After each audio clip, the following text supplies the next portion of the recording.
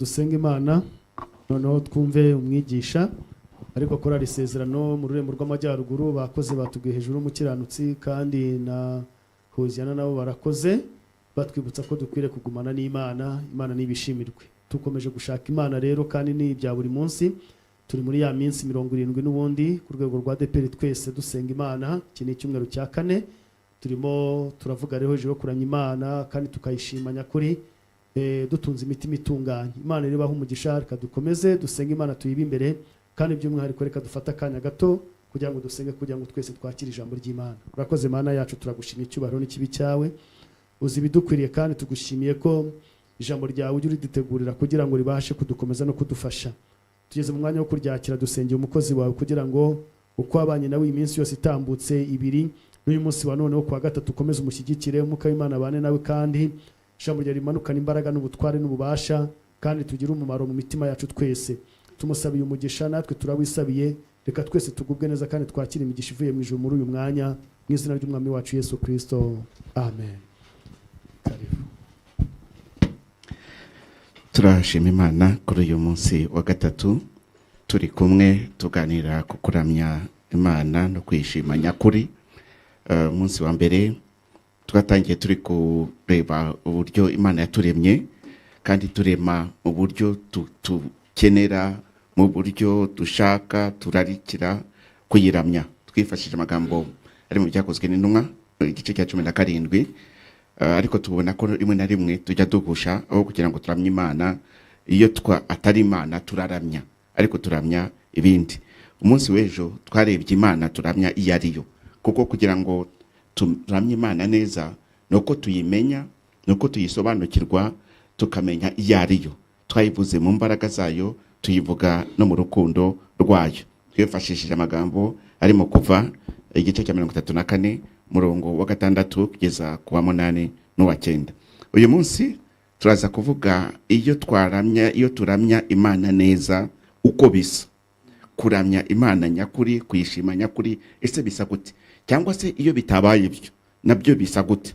Turaza kwifashisha amagambo ari muri Zaburi ya 24 n'amagambo ari uhera ku murongo wa 7.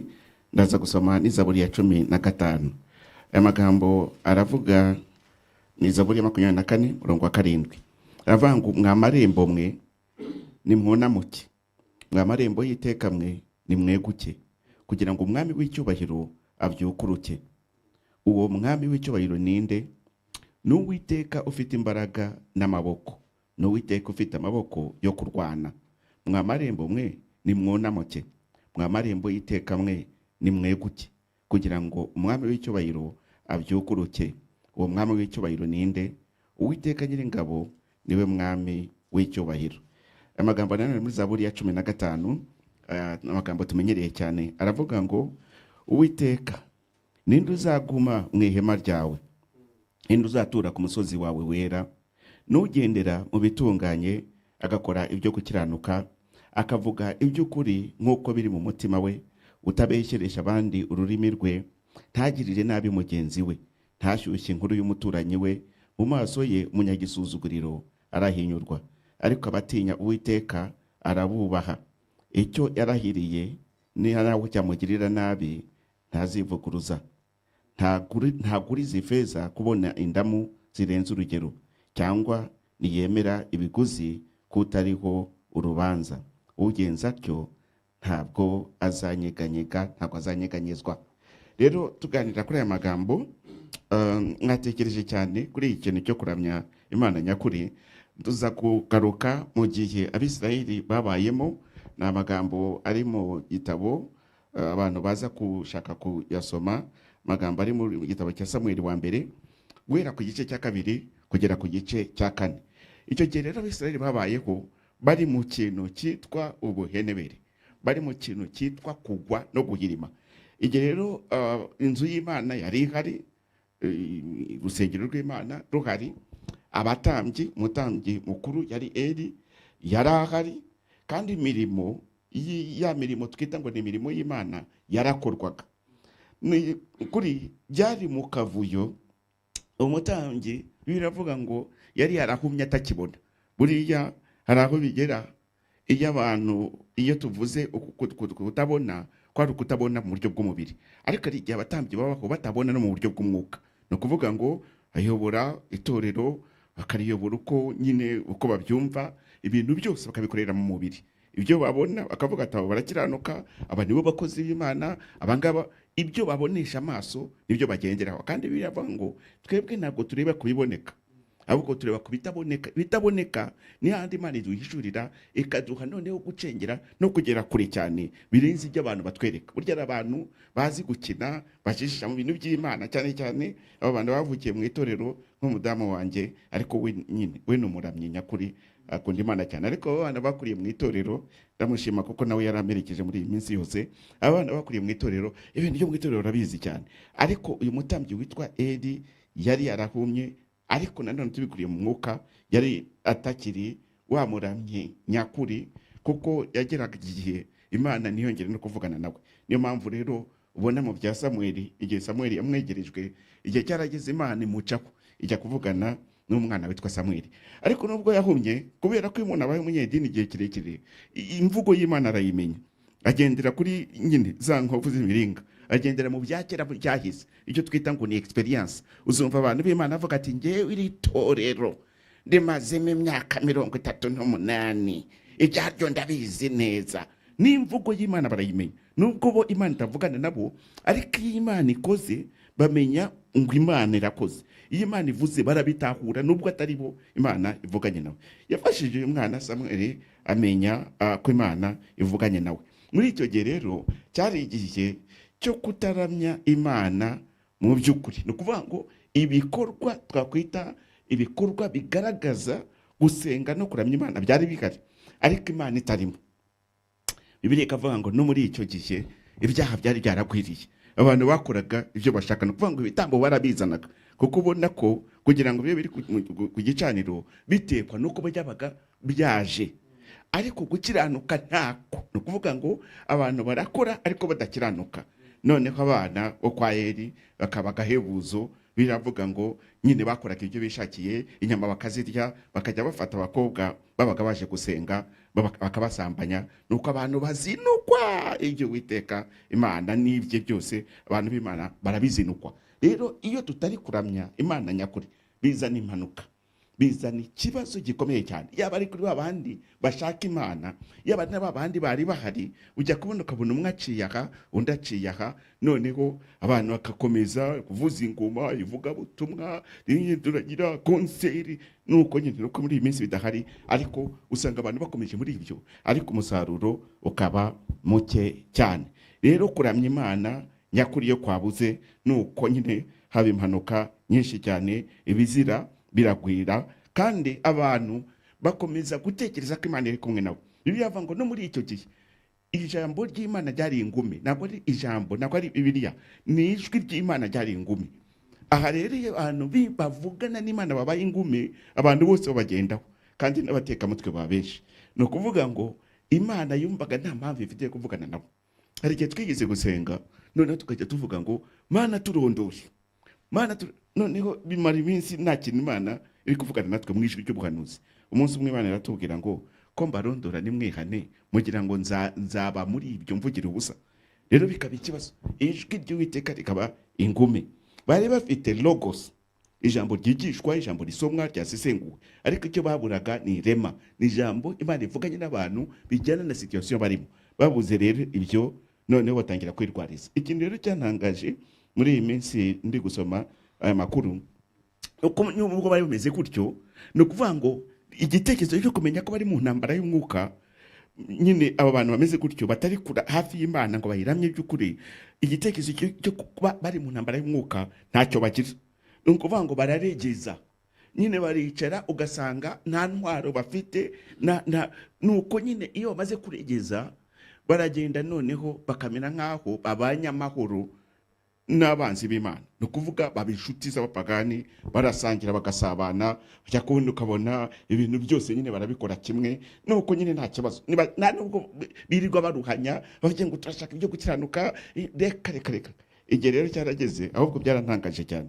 Biravuga ngo sinzi ukuntu bishyizemo ko Imana ikiri kumwe nabo, sinzi icyabiteye ariko nuko babonaga isanduku y'Imana ihari bavuga ngo none isanduku y'Imana ko ihari uko Imana nayo irahari bajya gutera bagaba igitero mu Bafilistiya hajya kwenderanya buriya abantu bajya gukora imirimo y'Imana kandi batari kumwe n'Imana biriya ni ukwinjira mu kaga gakomeye cyane ujya gukora satani mu jisho utari kumwe n'Imana ugira ngo arakorohera maze barakubitwa Abafilistiya barabakubita barabanesha rero yiha kujya gusengera ngo tujye gusengera abantu ngo batuhamagaye ngo bafite abadayimoni murakorwa n'isoni mukubitirweyo kandi muravayo mwiruka ibintu rero y'Imana itabirimo umuntu yije yirinda kuko intambara turwana n'intambara y'umwuka igihe rero kiragera aba bantu bari bameze uko nguko muri ya mico yabo muri kwa kubura Imana kwabo ubwo hapfuye abantu benshi bageze ku 4,000 barapfa mu rugamba rutarimo Imana igihe rero kigeze babonye ko baneshejwe nibanamenye ikibazo bafite buriya abantu batari hamwe n'Imana batari kuramya Imana by'ukuri nibajya bamenya ngo ikibazo dufite ni ikihe igihe cyarageze baragenda barirukanka bazana isanduku y'Imana bayizana ku rugamba bayigejejeyo nayo barayibanyaga ubwo rero ibindi wenda ntitwabivuga uburyo Imana yari yaravuze kuri abana bo kwa Samuel bo kwa Eli nta mwanya dufite ko bivuga noneho isanduku barayinyaga byarantangaje cyane buriya nagiye mbona abakristo iyo batakaje Imana bagasigarana iby'Imana ariko badafite Imana ujya kubona ukabona umuntu atangiye gufata Bibiliya ayigize impigi noneho ugasanga iyo agiye kuryama ayishyira ku musego akavuga ngo abadayimoni nibabona Bibiliya iyi ngiyi y'igitabo nibayibona ku mutwe baraza kubura aho barigitira abandi bakayitwara mu modoka nk'uko batwara ishapure iby'Imana nuko ugasanga amaformule bya bindi abantu bajya bakoresha bati noneho nuvuga ngo Yesu Yesu Yesu gatatu ubwo nyine ibintu biraza gutungana bashaka ituntu tumeze nk'amaformule ariko Imana itarimo bakajyana iby'Imana bitarimo Imana iki rero kigeze isanduku y'Imana iranyagwa iragenda ko batamenye ibyo ari byo abantu bazi ubwenge iyo Imana idahari umuntu ashatse nta munsi mukuru wakorwa nta kintu cyo kunezerwa kigomba kuhaba kuko muri icyo gihe nibwo uyu mwana abana umwe bareba ufuna finance amaze gupfa umugore w'umwe amaze kubyara ngo yafashe umwana mwita ngo ikabud ngo none nta cyubahiro cy'Imana gihari no kuvuga ngo ese urabyara biratanga iki Imana idahari niki kituma abantu bajya mu mapati bakajya muri za birthday bakajya muri zande ibyo bintu ni ibyiki ni gute umuntu yashima Imana ngo nahawe umugisha Imana idahari ngo nungutse natsinze amashuri utsinda gute ugakora umunsi mukuru party ya graduation Imana itari kumwe nawe bazi ubwenge babona ko ibyo dufite abaramya by'ukuri bamenya ko nta kintu na kimwe kigira agaciro Imana ivuyemo nta kintu na kimwe cyagutambutsa cyakugeza kure cyakurenza irembo cyakurenza umutaru Imana itarimo aha rero niwe isanduku y'Imana yagiye igera mu banyamahanga mu Bafilistiya ikintu kinezeza ibyabereye nta mwanya mfite wo kubivugaho habayemo ibintu bikomeye cyane bafashe isanduku bayishyira hamwe n'ikigirwamana nyine kigira ikibazo ndabona ikubita hasi ibyo sinabivuga ariko byananangaje cyane kuko ubu abanyamahanga b'Abafilistiya bo bamenye ikibazo bafite mu gihe Abisirayeli batamenye ikibazo bafite ko ari ugutandukana n'Imana abanyamahanga barabimenye bati rero ibibazo byose turi kugira izi ndwara zose turi kuziterwa n'iyi sanduku twazanye Imana y'abandi nidukomeze ibi izatumara nagiye ntangazwa no kubona abapagani bamwe bahita bamenya gukora kw'Imana no kuvuga kw'Imana kurusha umukristo bimazemo iki ukabona bo babitahuye babimenye ari ahantu twize kujya noneho tubasuye umudamu yari umudamu ariko w'indaya yari afite umugabo ariko nyine ari umuntu w'indaya udashobotse tuhageze noneho turamubwira tuti madame turagira ngo dusenge aravuga toya ntimusengere muri iyi nzu vuga ndetse kubera iki ngo ya Imana itaza aha ngaha ibihabera rero nyine byaba ikibazo oya ariko noneho wajya kumva ukumva umwana akubwira ati aho ibyo tubamo kumva umwana arakubwira ati ndi umukozi wo mu rugo rwo kwa kanaka kandi ukanaka ni umuririmbyi nyine w'igitangaza abantu bose bemera kandi icyakora n'iki buri umugore we yagiye mbere agiye asigara ansambanya kandi Bibiliya iri aho ngaho yarangiza agafata Bibiliya akabaduka kirukanga akajya muri korari yisigaje inyuma kugira ngo dusambane. Ubwo rero ukibaza none umupagani ukubwira ngo ntusengera ahantu n'uyu usenga Bibiliya iri standby iri ahantu kugira ngo aze kuyibatura yiruke agiye gusenga agiye kuririmba agiye mu ivugabutumwa, ukibaza ibi bintu zabihuza gute? Ni gute abapagani batangiye kuturusha kubaha Imana no kuyikunda? Ubu se umuramyi ninde none? Ni uwo ngo tuvuga ngo ni umupagani rwimbi, ni wa wundi umwinzoka se? None se uyu mu nzu y'Imana utari guha Imana umwanya wayo n'ikibanza cyayo, we bizagenda gute? Rero ibyo abapagani rero tubyihuriye. Ngiye byaranejeje cyane, igihe cyarageze bifatira umwanzuro bavuga ati iyi Mana twe kuyiyegereza cyane. Burya abakristo abanyedini cyane bakunda kwiyegereza Imana kandi batiri mu kibanza cyayo, bari mu mico, bari mu byo ntasi. Ariko aba bantu bamenye Imana muyigize kure, kuko nidukomeza kubana nayo izatumara. Nibwo bafashe inyana, bafata inka, ni igitambo bayihaye, noneho barayohera ngo nisubireyo, nigende mu bayo. Imana igira bene wabo, nigende muri bene wabo. Uko rero nyine za nyana zirirukanka ziragenda, bavuga ati Imana turayikize. Buriya kwegera Imana bijyana no kwera, bijyana no gutungana. Imana yagezeyo, igeze mu Isirayeli, ikintu cyantangaje nuko nyine abayakiriye baragiye barayiparika bayibika ahantu. Ikintu rero gitangaza, igihe cyarageze noneho Dawidi abaho ngaho. Yabayeho igihe kinini cyane, imyaka iragenda indi iratambuka, nuko umunsi umwe asanga kuba umwami w'igihugu kitagira Imana, yibaza ibyo ari byo bikamuyobera. Yibuka Imana n'ibyo yamukoreye n'ibyo Imana yamugiriye, arangije afata umwanzuro wo kugarura Imana, ariko agaruye isanduku n'ibihamya by'Imana mu Isirayeli i Yerusalemu. Afata rero urugendo aragenda ari kumwe n'ingabo nyinshi. Imana ishimwe cyane, ni umwami ariko yafashe ingabo nyinshi, aragenda agiye gushaka Imana, ariko afite ubwoba.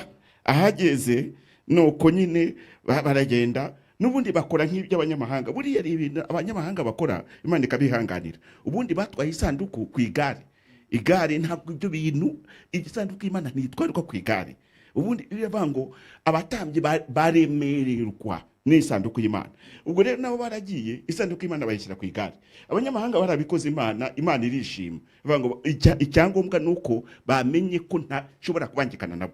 Imana irabareka. Ariko n'Abisirayeli nabo bajya gukora nk'ibyo, bafata igare bashyiraho isanduku y'Imana. Ubwo rero igare itsikiye ngo uza aragenda kugira ngo aramire isanduku, arapfa. Apfuye Dawidi arabireba, aravuga ati nyine murabizi, afata isanduku aravuga ati yari ivuye kwa Abinadabu ngo muyijyane kwa Obededomu, nimugende muyishyira. Ngiye natekereza ngo nk'umwami Dawidi ashobora kuba yaregiye atangira kwimyoza, aravuga ati ariko Imana turi kuyigirira favere. Burya ari abakristo birata, nyine aza gutura avuga ngo reka njye gufasha Imana, nyigiriye imbabazi nayigiriye impuhwe. Ninkavuga ati Imana twagiriye impuhwe, none iracyakomeje ibikorwa by'urugomo. None nyine abantu bangahe barapfuye, iyo yishima ko nyine yibuze tuyigaruye. Ntabwo Imana ikora, ntabwo Imana ikeneye imbabazi zacu, ntabwo Imana ikeneye impuhwe zacu, ntabwo Imana ikeneye ko tuyitwara nk'uko yo yategetse. Ubwo Dawidi amaze kumenya ubwenge, nyine aragenda aritahira, ngo yumva amakuru yuko kwa Obededomu ibintu bye byaratunganye, Imana yatanze umugisha, ibye biratungana. Dawidi aravuga ati reka nsubiyeyo. Ubwo rero ubu noneho arahaguruka neza. Igihe rero abantu bapfuye, nibwo Dawidi yavuze aya magambo y'Izaburi, aravuga ati ariko ninde uzaguma mu ihema ry'Imana? Kuvuga ngo niba no kubana nayo, yabonye iby'Imana yakoreye Abafilisitiya, areba ibintu Imana ikoreye Uza n'ababandi b'Ibeti-Shemeshi bapfuye ari benshi, arangije aravuga ati kubana n'iyi Mana biragoye. Nibwo yavuze aya magambo, avuga bari ijambo rimwe, nuko yavuze gutungana.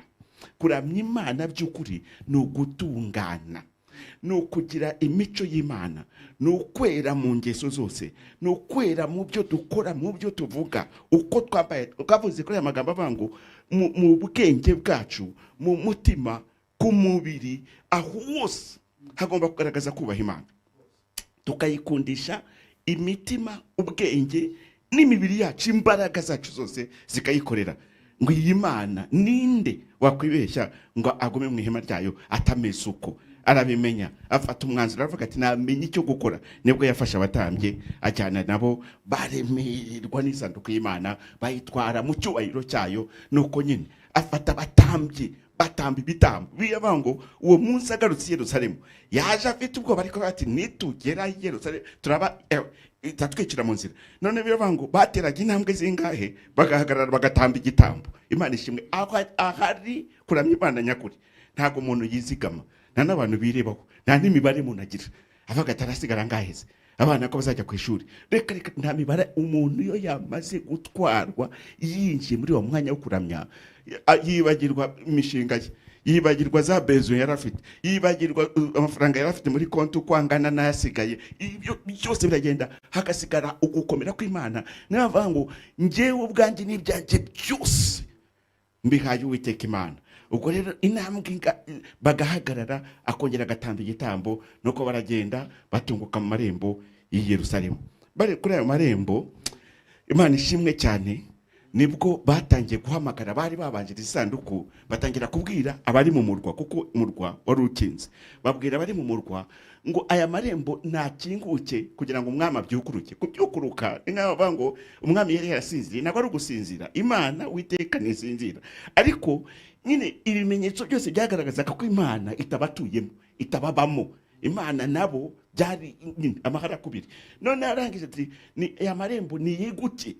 Buriya hano Imana igeze, amarembo niyiguke. Ibintu byose twashyizeho nibive mu nzira, tureke Imana yinjire. Ibintu abantu bafite impamvu we, aya marembo barayafite, barugaye, barakinze. Ariko abahamagara bati ni mukingure. Noneho abari imbere bakabaza ati ese nini turakingura kubera iki? Ati umwami nyiri cyubahiro. Ntabwo ari wa Imana iturwana intambara ikatunesha Abafilisitiya gusa. Oya, ni Imana nyiri cyubahiro, Imana y'inyamaboko, Imana ikora ibitangaza. Nimukingure yinjire. Imana ishimwe cyane. Nuko amarembo arazamuka arakinguka. Dawidi rero agenda imbere y'isanduku y'Imana, agenda abyina. Nkunda iriya korali twe turabo hirya nyine iburengerazuba, korali y'iwacu nyine yitwa Hermoni. Iyo bageze bene ahangaha rero nyine Dawidi ari imbere, barabyina ayigamana, barabyina. Uyu ni umwami Dawidi, umunezero w'umwanya mwinshi umaze kumusaguka, yitera hejuru, yibagirwa ko ari umwami. Twebwe rero abapastori twaragowe. Twebwe abapastori twaragowe. Nagiye mbona aba bana muri za worship team nyine bahagurutse abantu ngo bagiye gutera ikorasi. Batera ikorasi wapi? Ugasanga abapastori bo baricaye, twebwe twicaye. Niyo wafashwa, unafashwa yicaye. Kandi ubwo nta kintu urata, nta n'ikindi kintu ufite, nta nubwo uri igitangaza runaka.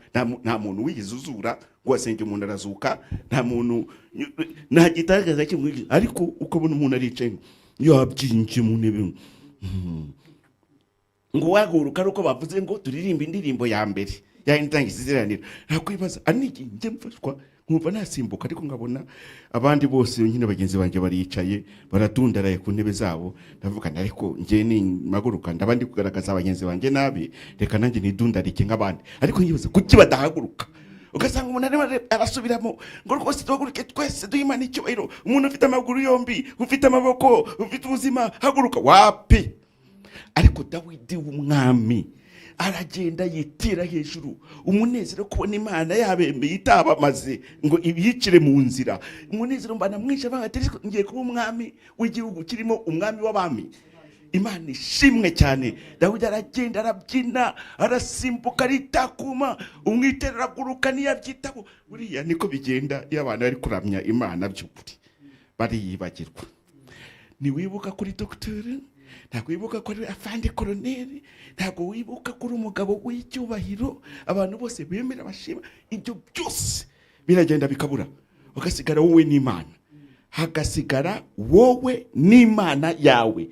Umugabo umwe umusirikare w'umuvuga ubutumwa iwacu yavuga ngo Imana yanjye bwite. Noneho hasigara Imana yanjye bwite, ni njyewe n'Imana. Aha rero niho umuntu agira muri kwa kuramya nyakuri. Kandi iyo byabaye indwara itangira gukira, nta muntu wagusengeye. ibibazo bitangira guhunga, umunabura urashira, utangira ibimwira biraza, ugatangira kwihana nta wakurondoye. Iyo umuntu ari mu mwanya nk'uyu atangira kurira, arizwa n'ibyo yabayemo, n'ibyakera n'ibishasha, n'ibyo yabwiye Imana atatunganije, avuga ati nzanza imihigo yose, arizwa n'uwo ari we, n'ibyo abamo, n'ibyo yiriwemo, n'ibyo yateganyaga gukora, na gahunda yari afite y'ibyaha abantu bagendana mu mufuka, afite inzandiko zigambana, ajya kumva cyose atangira ashyira hasi. Aha yere byabaye uko nibwo utangira kubona na wa wundi umurozi buriya kugira ngo umuntu yihane kuroka ntabwo ari ibintu. Iyo habaye kuramya nk'uko nibwo ubona n'umurozi yahagurutse aravuga ati nanjye mu nsengere umuriro w'Imana uramanuka, imbaraga z'Imana ziraboneka, ibitarakorekaga bigakoreka. Ntabwo ari ibihatano, ntabwo ari ibintu bipompano, ntabwo ari ibintu basunikiririza. Uko rero Imana yahawe umwanya wayo, uko niko bigenda. Imana ishimwe cyane nuko Uwiteka Imana agaruka mu Isirayeli, noneho atari Imana ikora ibitangaza gusa, ahubwo ari Imana ngira icyubahiro. Reka rero dusoze tuvuga ngo iyi Imana yaje igahabwa icyubahiro cyayo, uku niko bisa. Ntabwo abantu basigarana ibihamya gusa by'Imana ariko Imana idahari, nka wa wundi ufashe ingobyi umwana yaragiye kera. Ahubwo ntabwo umuntu atwara Imana nk'impigi ngo ajye agendera Bibiliya mu modoka kugira ngo atagira accident. Ntabwo Imana ari impigi, ntabwo umuntu akomeza bwa buhamya bwa kera. Iyi Imana ivugana nawe kandi igakomereka nawe umwanya ku wundi. Abaho mu buzima buzi intambara rwani yariyo, kandi umuntu amenya ngo iby'Imana bigarukira aha ninjiye muri territory, ninjiye mu gice cy'umwijima, ninjiye mu mikurire y'abapagani. Ubu amenya hagarukira, kandi iyo abaye muri ubu buryo buramye Imana, ibiza byose arashima, akamenya ko ari Imana ibikoze. Ariyibagirwa, arikomwa, aritanga, arasakrifiya ibye byose, abyegurira Imana, yumva nta n'icyo agira, yumva nta n'icyo ari cyo, kubera ko Uwiteka ari we Mana. Reka rero dusenga muri iki gihe cya none, twongere tuvuge ngo Uwiteka Mana, reka ya marembo ibyo nashyizeho by'ubugarira Imana bigatuma Imana ihera hanze, ngiye kubikuraho, reka biveho kugira ngo Uwiteka byuguruke. Ni kuvuga mu yandi magambo, Uwiteka yongere yigaragaze, abe Imana mu buryo buri tangible, mu buryo bufatika. Imana igaragara, Imana iboneka, kandi ikaboneka mu cyubahiro cyayo cyose. Reka dusenge Imana. Turagushimiye Uwiteka Mana, kuko uri Imana ikomeye, kandi abanyamahanga barabimenye. Niyo mpamvu bagutinya cyane, niyo mpamvu ari aho bagera bakumva bataharenga, niyo mpamvu birarira ariko bagera igihe ubwoba bukabafata, niyo mpamvu bagera igihe tukabona benshi birukanka baza ati nimudusengere. Hari ibyo twabayemo, tukabona abantu bari bafite icyubahiro apfukama hasi mu gitaka bavuga ati nanjye ni mu nsengere, kuko mwami bamenye ko kwegerana n'Imana uri umusambanyi, uri umujura, uri wa wundi ruharwa. Bari bazi ko, kandi n'uyu munsi barabizi ko ibyo ngibyo Uwiteka Imana yabyegereye bitangira kwitura hasi. Niyo mpamvu bahagarara kure, mu gihe abakristo bamwe bavogera ntibaramye Imana by'ukuri, bagasigarana bya bindi, bya bikorwa by'idini, bya bikorwa bibagaragaza bituma abantu babashima, bakaboneka nk'abakristo, bakaboneka nk'abantu bitanga, ariko imitima yabo iri kure. Babandi Kristo wavuze ngo abo banshimisha iminwa ariko imitima yabo mbakure. Mwami utuvanemo uburyarya, ubucakura, utuvanemo Mwami ibinyoma, kwigaragaza mw'izina rya Yesu Kristo, kugira ngo imitima yacu yongere kugomorokere. Mwami urakoze cyane, urakoze Mwami. Muri iki gihe Mwami Yesu, hari amakuru dufite avuga abantu bawe, abaririmbyi basambana, abaririmbyi biba, abaririmbyi barwana. Hari amakuru dufite avuga abantu bawe babona abakozi b'Imana bagenda barindagira, bari mu matiku n'ubugambanyi. Amakuru dufite arerekana ibintu bihabanyo, abasore b'urubyiruko bavuga ko bari mu worship team ariko bakora amahano. Mana yacu, ese Mana ni gute abantu bakongera bakamenya Imana iyo ariyo, kandi bakakuramya by'ukuri, bakaguha ubwenge bwabo bugakorera Imana, imibiri yabo igakorera Imana, imitima yabo igakorera Imana, imifuko yabo igakorera Imana, ibyabo byose bigakorera Imana, amazu yabo akegurirwa Imana mu izina rya Yesu Kristo. Ayi Imana urakoze cyane, turagushimiye ko kuri uri Imana nyakuri kandi ukwiriye Mana, ko tugukorera nyakuri kandi tukuramya by'ukuri. Mana yacu urakoze cyane, kumva gusenga kwacu mu izina rya Yesu, amen.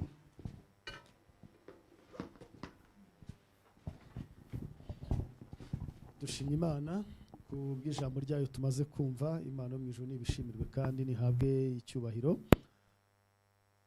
Ku bw'ijambo ryayo tumaze kumva, umuntu yakwibaza ngo iyo uramya ni iyihe kandi wowe urayiramya uri uwuhe? Ni iyihe Imana uvuga kuramya? Ni iyihe? Ni iyera, ni ikiranuka, ni itunganye, ni ikiranuka ibihe byose. Wowe urayiramya urinde rero. Imana itugire neza cyane, twe kuba abamenyera ibyo mu nzu y'Imana, abamenyera ibyo mu rugo rw'Imana nk'uko umwigisha amaze kubitubwira, ariko nyamara ngo abapagani cyangwa se abo tuvanga abanyamahanga abadakishijwe bakaba bayizi neza, bazi ko yera. Imana nishimwe cyane.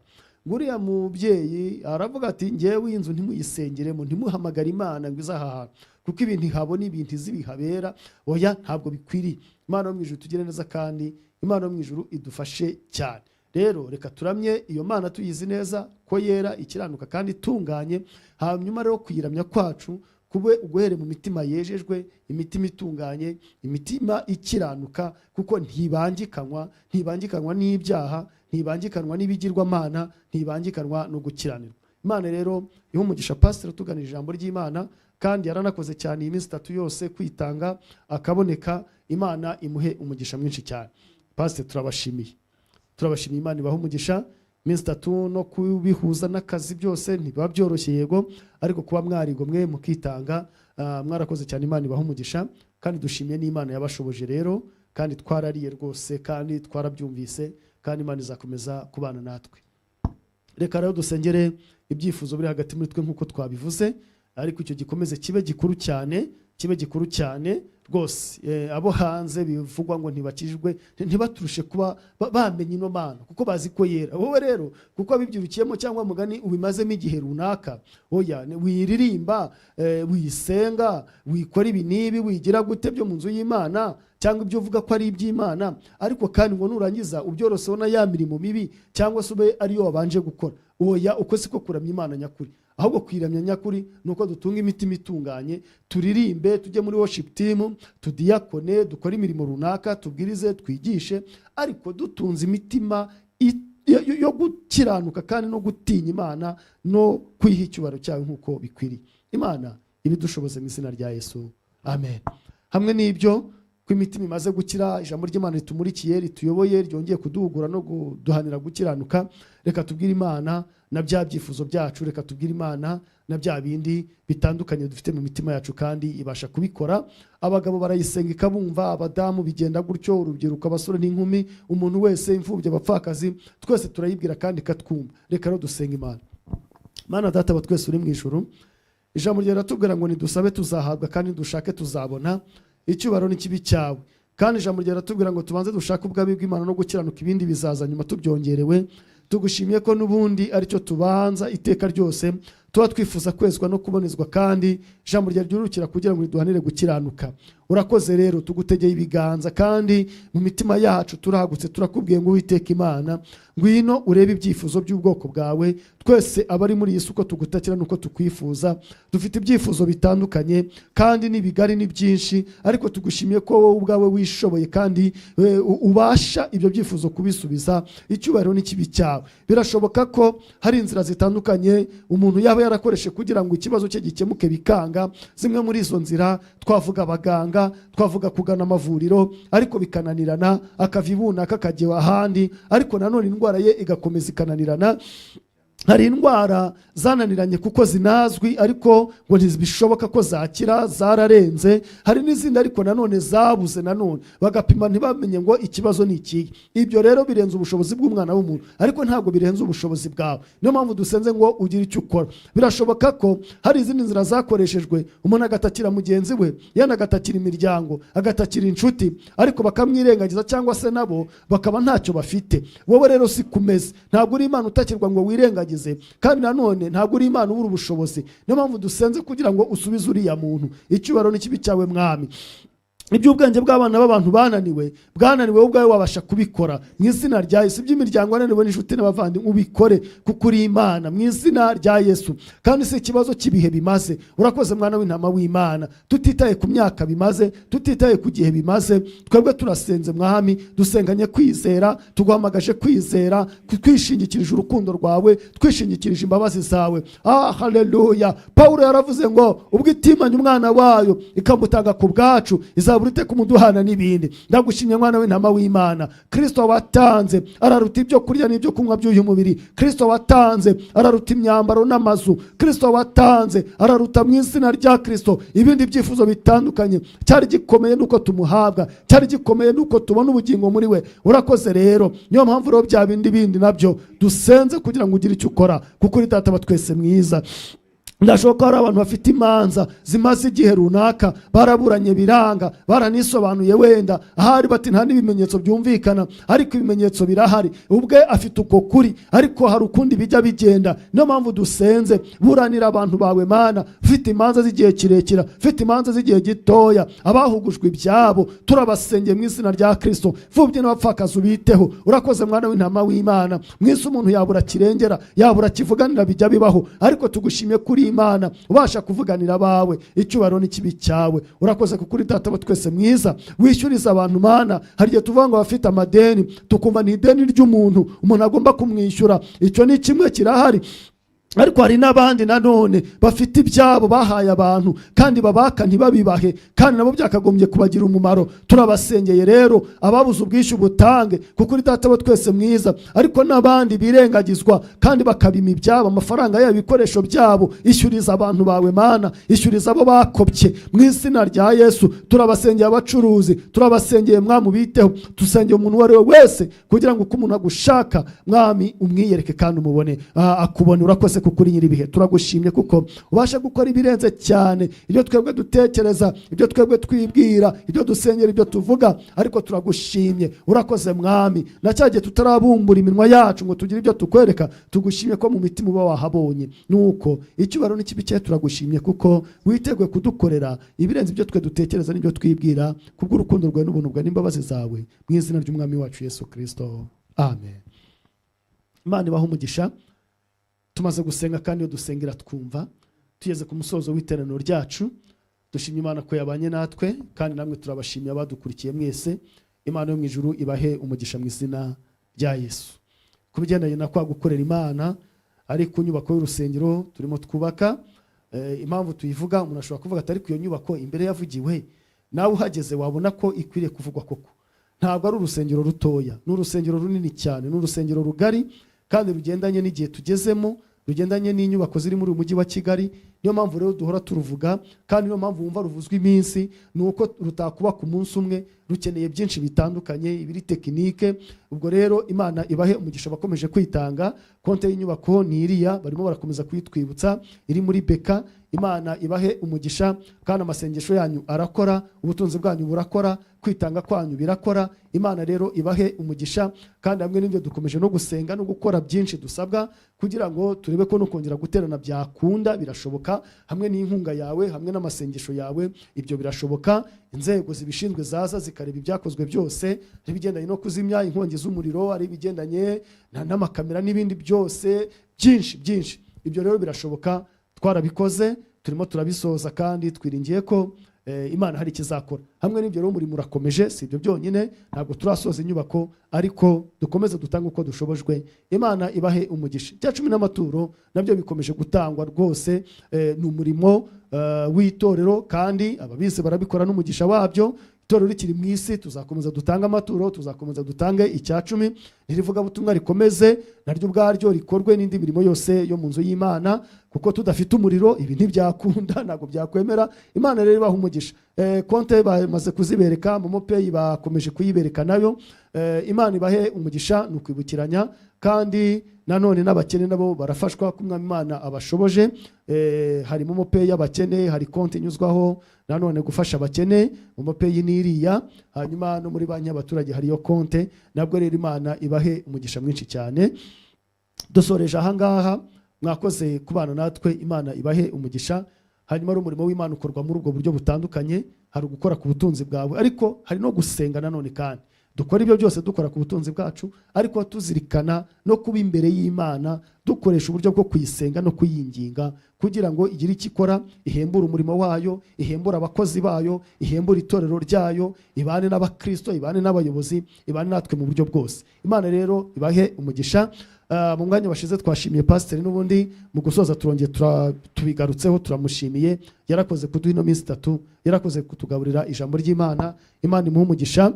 Nk'uko twabivuze muri gahunda twarimo tugenderaho, nuko ubu ngubu tugiye gusenga Imana tuyishima ko yabanye natwe, tugatandukana ariko ku buhanga bw'ibyuma n'ubundi ku ikoranabuhanga, bakadushyiraho indirimbo n'ubundi tukayisezeranamo muri rusange. Hanyuma tuzongera ku munsi w'ejo kuwa 4. Imana ibahe umugisha, nabwo tuzakira iby'ubwami Imana, iby'umwami Imana azaba yaduteguriye. Mukomeze mugubwe neza, mukomeze mu imbere y'Imana, kandi iyo dusenga iratwumva kandi yemera kutugirira neza. Imana ibahe umugisha mu izina rya Yesu, amen. Reka pastori n'ubundi ashima Imana yabanye natwe, kandi anasabira umugisha bene data n'abashiki bacu bose, hanyuma dutandukana twatuyeho umugisha w'Imana, amen. Haleluya. Uwiteka Mana yacu, turagushimiye kuko ukunda ubwoko bwawe kandi urifuza ko tuba hafi yawe, niyo mpamvu utwiyegereza. Turagushimiye kuko umugisha wawe Mana yacu uri kubagukorera bose, ari abitanga kubw'umurimo wawe, ari Mwami Yesu Kristo abawuzirikana, ari abawusengera. Mana yacu abo bose ubashyireho umugisha wawe, ibyabo bigende neza kandi ibyabo bitungane mu izina rya Yesu, kuko ntawagukoreye wigeze akorwa n'isoni. Turasengera rero Mana yacu, umugisha wawe kuri iri torero, ufasha abayobozi mu izina rya Yesu Kristo, ufasha abakozi bose mu myanya itandukanye, imirimo itandukanye, ufasha abaririmbyi. Mana gire neza Mwami Yesu Kristo, amatsinda yose y'urubyiruko, abakora mu bana mu izina rya Yesu, kandi ibikorwa byose by'itorero tubishyize munsi y'ubutware bwawe. Bwa turakoze cyane, nuko amahoro yawe Mana akomeze kubana n'ubwoko bwawe, nuko urukundo rwawe rukomeze kubana n'ubwoko bwawe, kandi abantu bawe bakomeze kuyoborwa n'umwuka wera, kugira ngo babe abaramyi b'ukuri kandi bakuramya Mwami mu buryo buri bwo. Urakoze kumva gusenga kwacu mu izina rya Yesu Kristo Umwami wacu, amen. Amahoro y'Imana.